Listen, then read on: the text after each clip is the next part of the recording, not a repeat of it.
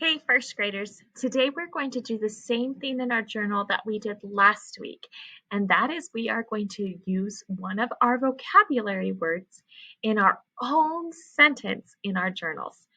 So remember the things that you need to write a good sentence. You need to make sure you're starting with a capital. You need to have ending punctuation, probably a period, maybe a question mark or an exclamation mark. You need to have spaces between your words. The sentence needs to be making sense, and you need to be using your best handwriting. Those are the 5 things we're looking for. How do you make sure the sentence makes sense? You make sure that there's a topic and an action. Okay, the subject of the sentence, a noun, and the action or the verb of the sentence. And we'll keep talking about those things during the year.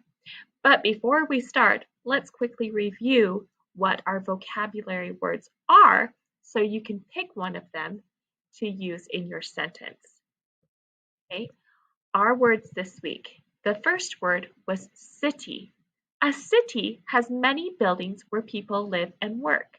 Okay, think of a city. What sentence could you write of your own using that word? Our drive through the country, we passed by fields of corn and saw lots of cows. Country. What sentence could you write using the word country? If you bring a book on the bus with you, you won't feel bored on the long ride. Bored. Remember, bored is a feeling you have when you're not having fun. It doesn't mean you're sad, you're just not necessarily having a good time.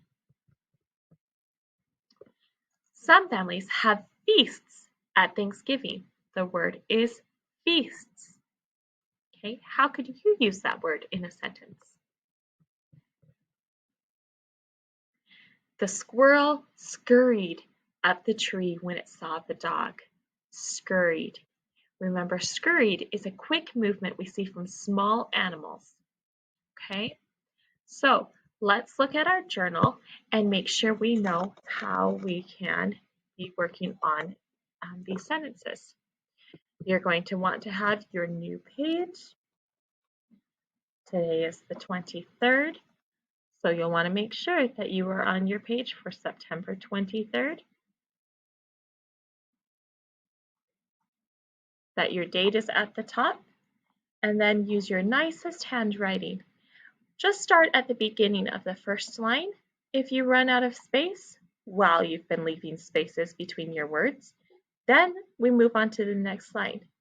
Some things to remember are we don't go on a new line in the middle of a word.